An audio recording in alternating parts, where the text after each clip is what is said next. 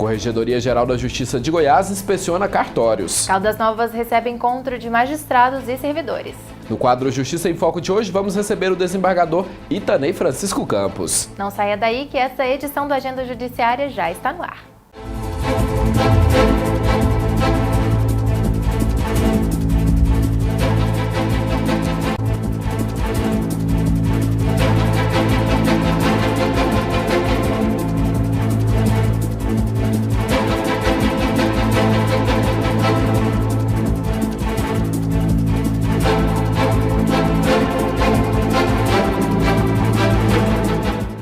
Já foi definido o nome do novo Fórum Cível que fica no Parque Los Andes, em Goiânia. Saiba como vai chamar o edifício agora na reportagem. 4 netas do primeiro juiz de Goiânia, Heitor Moraes Fleury, visitaram o presidente do Tribunal de Justiça do Estado de Goiás, desembargador Gilberto Marques Filho. O encontro foi para acertar a mudança do busto do magistrado, atualmente instalado no prédio do Setor Oeste, e a transferência do nome do juiz pioneiro da capital para o prédio do Fórum Cível, localizado no Parque Los Andes. O nome de Heitor Moraes Fleury já acompanha o Fórum de Goiânia desde que ele foi instalado na Praça Cívica. Desde o começo da mudança do cível, nós ficamos preocupados, porque achamos que o nome tinha que acompanhar, seguindo a história de Goiás, que não podia, história de Goiânia, né? O primeiro juiz que lutou aqui no começo com todas as dificuldades. Então, eu acho que quando foi lembrado o nome dele foi colocado pela primeira vez em 1975 ou 74, na Praça Cívica, no antigo fórum, que eles falam forinho, né? E agora, quando da inauguração do fórum aqui na Rua 10, também veio o busto, e nós nos preocupamos, porque o busto não foi lá para o outro fórum. E o fórum ficou acéfalo, sem nome. Então, nós nos preocupamos, mas o presidente atual foi muito simpático, aceitou na hora, falou, não, nós estávamos preocupados com isso, vamos fazer o mais rápido possível. Confira agora algumas decisões que foram tomadas pelos magistrados do TJGO. Empresa e motorista são condenados a indenizarem homem que ficou paraplégico em acidente de trânsito. O juiz Ailton Ferreira dos Santos Júnior, da comarca de Nazário, condenou a empresa de imóveis e eletrodomésticos e o motorista Éder Pereira Costa a pagarem solidariamente R$90 mil a um homem, a título de indenização por danos morais e estéticos, em virtude dele ter ficado paraplégico ao sofrer acidente de trânsito provocado pelo empregado da empresa. Eles foram condenados também a arcarem com pensão vitalícia por invalidez no valor mensal da remuneração que ele recebia antes do ocorrido. Justiça condena homem por cortar árvores em área de preservação ambiental sem autorização.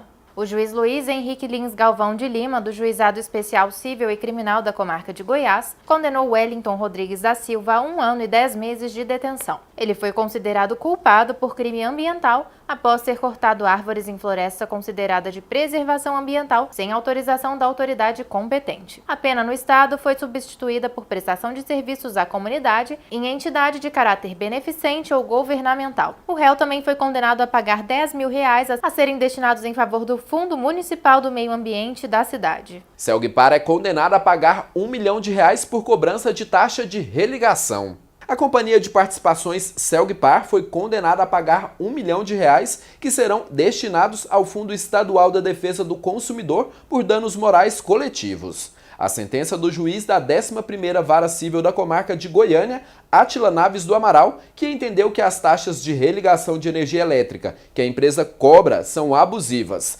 tendo em vista que o consumidor já é punido com multa, além do corte do serviço enquanto não for quitada a dívida. Empregado que adquiriu mais de R$16 mil em produtos em nome de empresa é condenado por estelionato. A juíza Placidina Pires, da 10ª Vara Criminal de Goiânia, condenou um homem a 2 anos e 8 meses de reclusão no regime inicial aberto, além de multa por estelionato. O réu adquiriu mais de R$16 mil em produtos em nome da empresa em que trabalhava e as revendeu embolsando lucro. A pena foi substituída pela prestação de serviços comunitários e o ressarcimento do prejuízo da empresa. Depois do intervalo tem o quadro Justiça em Foco. Não saia daí.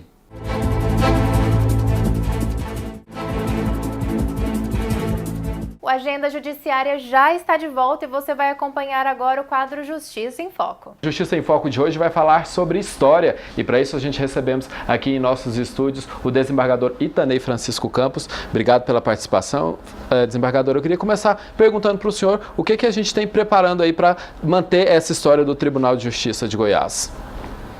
Bem, eu sou o presidente da Comissão de Cultura do Tribunal de Justiça, conjuntamente com o desembargador Ney Teles, desembargador Olavo. Então nós estamos empenhados em continuar as atividades culturais tão logo seja concluída a reforma aqui do prédio do Tribunal de Justiça. Quer dizer, a comissão, momentaneamente, as exposições estão suspensas, mas o propósito é retomar tão logo se conclua a parte da reforma. Essas exposições estão suspensas aqui no Tribunal de Justiça, mas no Fórum Civil continua? Sim, podem ser realizadas no Fórum. Basta entrar em contato com a diretora, porque o espaço que a comissão atua é aqui no Tribunal de Justiça. Lá seria diretamente com a diretora, porque há uma certa questão de estratégia, né? Nós ficamos mais aqui e lá é o Fórum. Então lá com a diretora pode agendar também, que ela já assegurou que o espaço poderá ser utilizado para eventos culturais. Essa é uma preocupação de todo o presidente. Ele toma posse, ele tem essa preocupação em manter essa cultura. Eu queria que o senhor falasse qual que é a importância de um Tribunal de Justiça, um local que respira justiça, está investindo também na cultura. Cultura no sentido intelectual, artístico, né? Não há nenhuma incompatibilidade em que a mesma instituição que promove a realização da justiça promove também eventos culturais. Acho que não há incompatibilidade, mas na verdade a finalidade é única, é de se possibilitar a existência de uma sociedade pacífica, uma sociedade que saiba coexistir, né, sem a agressividade, além dos limites que a civilidade admite, e a cultura e a arte seriam grandes contributos para que as pessoas, cultivando o senso estético, o senso da beleza, o senso artístico, também se abrissem, né, para a questão humanística, para a convivência fraternal, a convivência pacífica, a convivência que seja de certa forma, uma sublimação de tudo aquilo que a arte busca, que é a beleza da existência humana. E pensando justamente na sociedade, agora o Tribunal de Justiça de Goiás está com esse projeto de uma criação de um espaço para contar um pouquinho da história do Judiciário Goiano, como se fosse um museu. Eu queria que o senhor explicasse a respeito desse Centro de Memória. O Centro de Memória é um projeto da atual presidência, que seria justamente a criação do Museu do Poder Judiciário.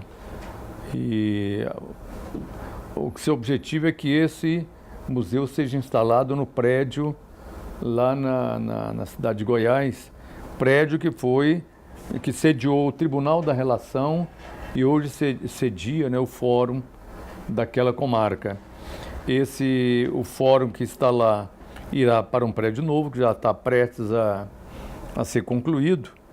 E a partir daí nós instalaríamos no prédio atual, que é o primeiro prédio, né, que foi do Tribunal da Relação, o Centro de Memória do Poder Judiciário.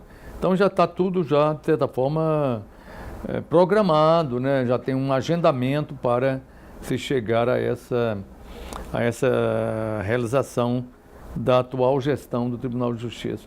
Formou-se uma comissão, da qual eu sou o presidente, integrada pelos dois outros desembargadores, Ney Teles e Olavo, também pela desembargadora Carmeci, que faz parte de uma comissão de documentação, seleção de documentos, né, de valor histórico, dentro dos processos.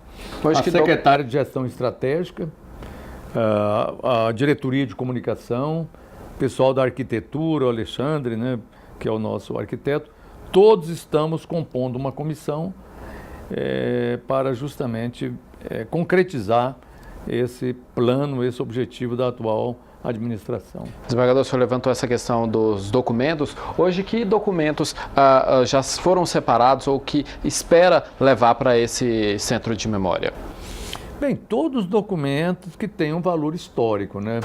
A comissão, quer dizer, os documentos de todas as comarcas que os juízes entendam que possam ter valor histórico, poderão ser encaminhados para o tribunal ou poderão entrar em contato e nós deslocaremos alguém da diretoria administrativa do tribunal para ir arrecadar esse documento e a comissão vai analisar. Para isso, nós estamos também firmando um convênio em termos de cooperação com a Universidade Federal de Goiás. Ainda não foi firmado, mas a previsão para essa semana firmar esse termo de convênio. E aí deveremos ter a colaboração de arquivólogos ou arquivistas e museólogos, também para nos ajudar a selecionar o material que tenha valor histórico relevante e sirva para compor lá o acervo. Esse documento até que já foi assinado por Dom Pedro II. Inclusive nós já obtivemos, né, um documento aparentemente assinado por Dom Pedro II, vai ser objeto de maior análise.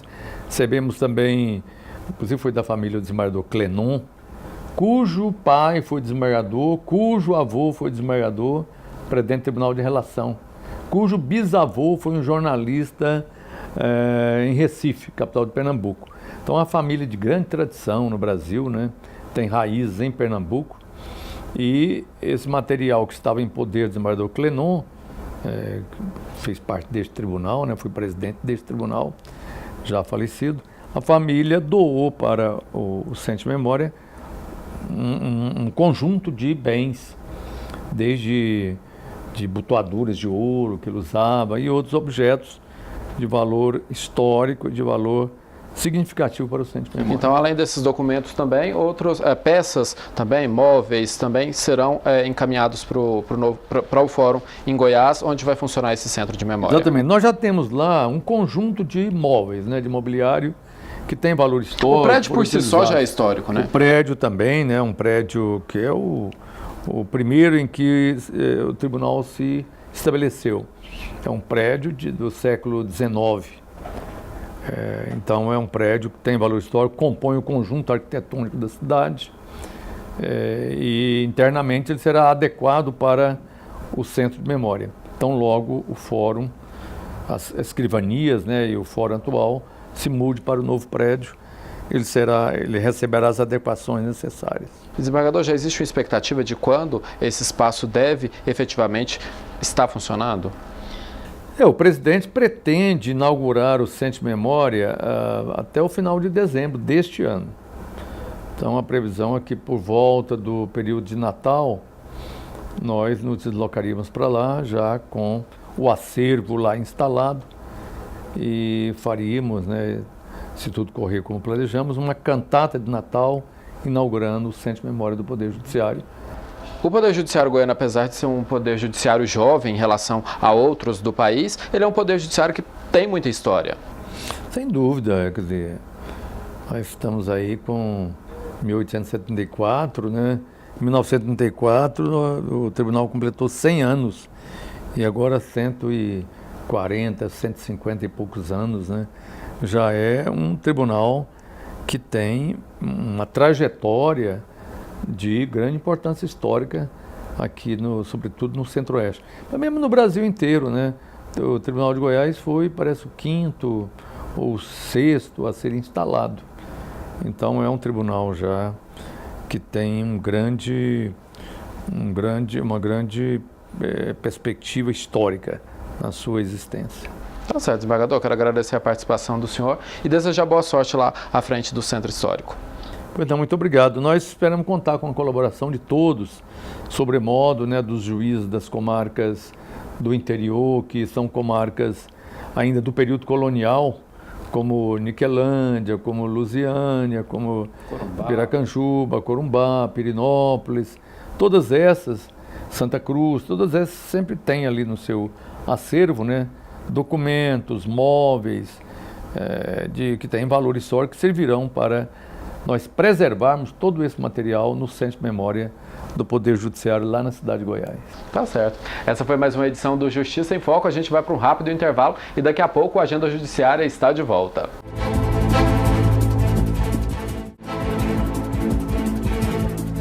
O Agenda Judiciária está de volta e você vai ver que a Corregedoria Geral da Justiça de Goiás inspecionou cartórios em todo o estado. Acompanhe. Vidas que chegam ao mundo, famílias que se iniciam, a compra do primeiro imóvel. Todos os dias, milhares de pessoas vão até os cartórios para fazer registros e passar a ter mais garantias legais. Os serviços prestados pelos cartórios são vários, como autenticação de firmas e documentos, escrituras, certidões de nascimento, óbito e casamentos. Esse cartório em Campinas oferece esse espaço especial para casamentos. E esse investimento não é à toa. É porque, apesar do número de divórcios vir crescendo ao longo dos anos, o número de matrimônios ainda é muito superior, sendo mais ou menos 400 por mês contra apenas 150 separações. O espaço tem salas decoradas e há uma área para confraternização. E se engana quem pensa que a atração principal do lugar são os noivos. Na verdade, esse Fusca conversível 96 que disputa os flashes com os recém-casados. O valor dos casamentos cobrados por cartório são tabelados por estado e em Goiás são R$ 350. Esse espaço fica neste cartório que é um dos mais antigos de Goiânia. Ele foi fundado em 1877, quando Campinas ainda não pertencia ao município de Goiânia. Antônio Prado é o tabelião do cartório desde 1966, quando passou em concurso público. O meu pai era oficial do Registro Civil do interior da cidade de Bela Vista e ele veio para Campinas na década de 30 e já tinha 8 donos do cartório. Ele foi o 9º e eu, através de concurso, em 66, sou o 10º. Com tantos anos no cargo, o que não faltam são histórias para contar. Nós fomos fazer um casamento numa residência, marcado para as 10 horas, e chegamos, o noivo não estava. Aí o pai da noiva contou que às 9h30 o noivo saiu para comprar um uísque para o juiz, para o escrivão. E até hoje, esse uísque, nem o noivo, nem o uísque chegou. E tem também noiva em fuga. Nós fomos fazer um casamento na residência e geralmente ficam muitos carros em volta, perto da residência. E estava parado. Aí o pai da noiva estava no alpendre, falou, não tem mais casamento. Aí o juiz, por quê? Não, a minha filha fugiu com o vizinho essa noite. Voltei para o cartório, tornou-se sem efeito o termo, né? Os tabeliães são os responsáveis legais pelos cartórios. São eles que confirmam a fé pública que têm os estabelecimentos. Para o Antônio, apesar da grande responsabilidade, a função é muito gratificante. Para mim é muito gratificante porque é um serviço justamente para a população. Sempre estamos evoluindo. E foi um dos primeiros cartórios a ser informatizado no Brasil do Registro Civil. Não tinha cartório informatizado. Então, nós desenvolvemos a informatização através de profissionais da área. Todos os livros de registros, desde 1877, estão guardados neste arquivo. Mas a preservação histórica não é feita só fisicamente, não. O material também está todo digitalizado. No início, o senhor Antônio contratou uma empresa, de São Paulo, terceirizada, para digitalizar todo o arquivo, desde 1877. A expectativa na época era de que se atingiria em torno de 1 a 3 milhões de páginas digitalizadas. No final do serviço, eles nos passaram o feedback que eram, na verdade, mais de 6 milhões de páginas encontradas. Isso já faz alguns anos, e desde então nós continuamos com a rotina de digitalização. Então, hoje, qualquer ato que você precise localizar, você encontra não somente cadastro no sistema, mas também a própria imagem do ato digitalizada. A função de fiscalizar os cartórios é do Poder Judiciário. E em uma iniciativa inédita da Corregedoria da Justiça do Estado de Goiás, eles foram todos inspecionados em uma única semana, na semana passada, no estado de Goiás. O CNJ estabeleceu várias metas para os cartórios extrajudiciais, com certeza no intuito de melhorar, de orientar, auxiliar e fiscalizar os serviços fornecidos ao usuário. Ou seja, o CNJ está preocupado tanto nos serviços judiciais quanto nos extrajudiciais. Ao todo, são quase 600 cartórios em todo o estado e a execução das inspeções foi de responsabilidade dos diretores de foro de cada comarca, tanto do interior quanto da capital. E a gente tem que agradecer nesse aspecto a todos os juízes do Estado. Para o Antônio Prado, as inspeções são muito bem-vindas porque orientam os cartórios a prestar um serviço de qualidade. Eu acho muito válido porque isso é rotina da corregedoria e o cartório está acostumado com isso. Então, nós estamos sempre abertos e sempre tem algum questionamento, ensinamento do nosso superior. É bom porque sempre a gente está aprendendo, né, com nossos superiores. Mais uma comarca goiana foi contemplada com a 4ª edição do projeto Encontro Regional, que é realizado pela Corregedoria da Justiça de Goiás. Confira como foi o evento na reportagem. A comarca de Caldas Novas, distante de Goiânia 150 quilômetros, sediou a 4ª edição do programa Encontro Regional, promovido pela Corregedoria Geral da Justiça de Goiás. Desta vez, o encontro abrangeu a 9ª região judiciária, que alcançou, além de Caldas Novas, as comarcas de Catalão, Corumbaíba, Cumari, Goiandira, Ipameri, Orizona, Pires do Rio, Santa Cruz de Goiás e Urutaí. É uma oportunidade ímpar que a Corregedoria abre ao público, ao jurisdicionado do modo geral, para apresentar sugestões, críticas e às vezes até mesmo reclamações a respeito dos serviços judiciários. Nos 2 dias de evento foram ministrados cursos de capacitação do Banco Nacional de Mandados de Prisão e do Processo Judicial Digital, PROAD e Execpem Web, pelas equipes da Corregedoria e do Tribunal de Justiça do Estado de Goiás. Marcos Vinícius de Souza é escrevente judiciário. Ele está na comarca há 7 anos e comemorou as atividades. Queria parabenizar o desembargador Walter Carlos Lenes, que veio com essa inovação da Corregedoria estar trazendo esses cursos de capacitação, porque é uma coisa nova, né? Uma coisa que veio a mais, né?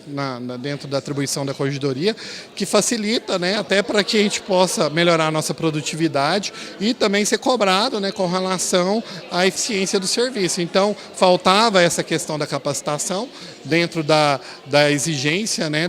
Das atribuições do cargo, mas a Corregedoria, entendendo essa necessidade, trouxe esses cursos de capacitação também, junto com as orientações e atividade de fiscalização. Caldas Novas tem mais de 42 mil processos em tramitação.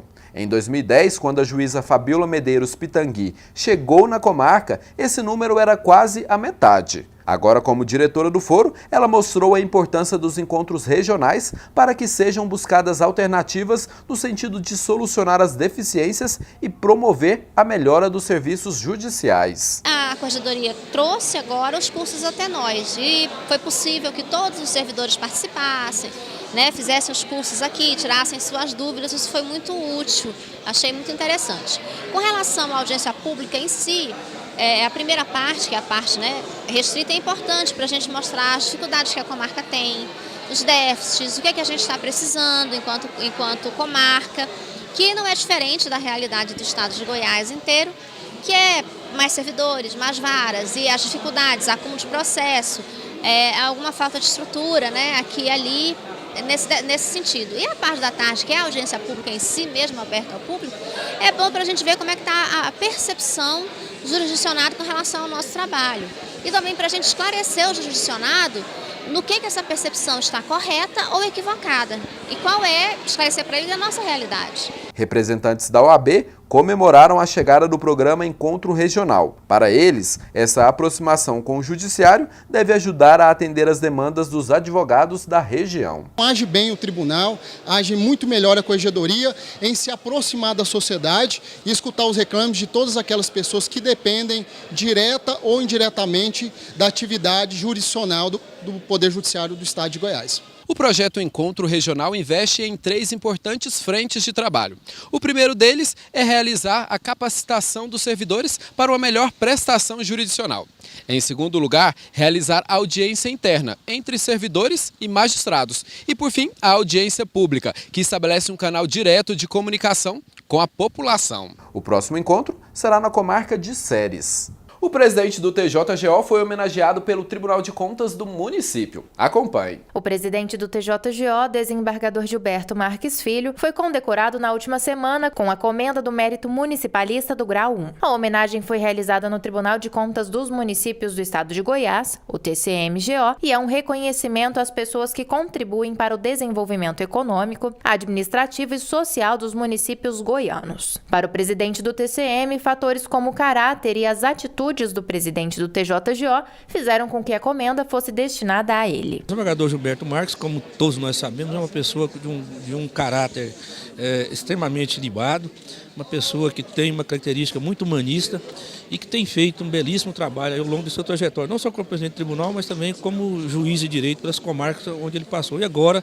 coroando a sua trajetória de magistrado como presidente do tribunal, fazendo com que todos os municípios do estado de Goiás tenham condições para exercer a jurisdição de forma bastante efetiva. Então isso faz com que o Tribunal de Contas dos Municípios reconhece na pessoa do jogador Gilberto Marques essa pessoa que colabora muito para o crescimento das nossas comunidades. Participaram da cerimônia de entrega da comenda representantes do governador José Eliton e outras autoridades políticas. O presidente do TJGO se emocionou com a homenagem e disse que para ele a homenagem é, na verdade, para todo o Poder Judiciário goiano. Na verdade, a homenagem eu encaro como está sendo prestada ao Poder Judiciário goiano. O Poder Judiciário goiano tem procurado estar relacionando com os outros órgãos do nosso Estado de Goiás, com o Tribunal de Contas do Estado, Tribunal de Contas do Município, com a Assembleia, enfim, nós temos feito um trabalho institucional muito bom, não só essa gestão, como as outras gestões, com o intuito de estar reaproximando de todos os órgãos de importância capital para o desenvolvimento do nosso Estado. Confira agora os concursos disponíveis para a área jurídica.